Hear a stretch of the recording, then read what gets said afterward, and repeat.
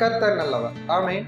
இந்த நாளிலும் லூக்கா 5வது அதிகாரம் 1வது வசனத்திலிருந்து 9வது வசனம் வரைய நம்ம தியானித்து பார்ப்போம். இங்க கடற்கரை ஓரத்துல இயேசு பிரசங்கம் பண்ணுகிறதை கேட்க ஆர்வமாய் ஜனக்கூட்டங்கள் கூடி இருக்கிறாங்க. அந்த இடத்துல படகு இருக்கிறதை இயேசு பார்க்கிறாரு. பார்த்து படகை கேட்கிறாரு.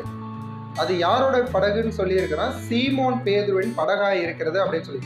அந்த படகை இயேசு கேட்கும் போது சீமோன் பேதுரு இயேசுவின் வார்த்தைக்கு கீழ்ப்படிந்து தன்னுடைய படகை கொடுக்கிறான். இதுக்கு முந்தின சம்பவம் என்னன்னா, சீமோன் பேதுருவும் அவனோட கூட்டாளிகளும் கடல்ல போய் வலைகளை போட்டு ஒரு மீன் கூட அகப்படலன்னு சொல்லி திரும்பி வந்துதான் தங்களுடைய வலைகளை அழைச்சு கொண்டு இருக்கிறாங்க. இந்த நேரத்துல இயேசு படகை கேட்கிறார்.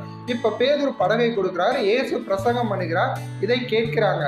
கேட்டு முடிச்சோன்னே இயேசு பேதுருட்ட சொல்லுகிறார், இப்ப போய் நீ வலையை ஆழத்துல போடு அப்படின்னு சொல்றாங்க.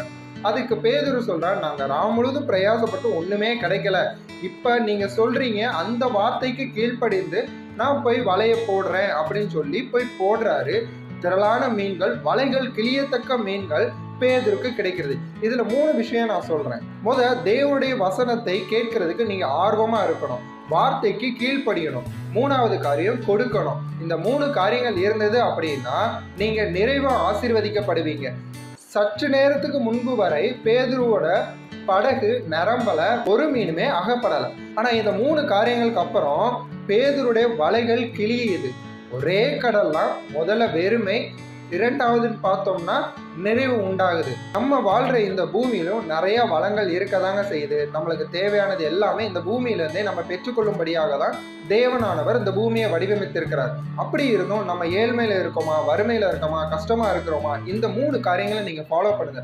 வார்த்தையை ஆர்வமா கேளுங்க, கீழ்ப்படியுங்க, மனதார கொடுங்க.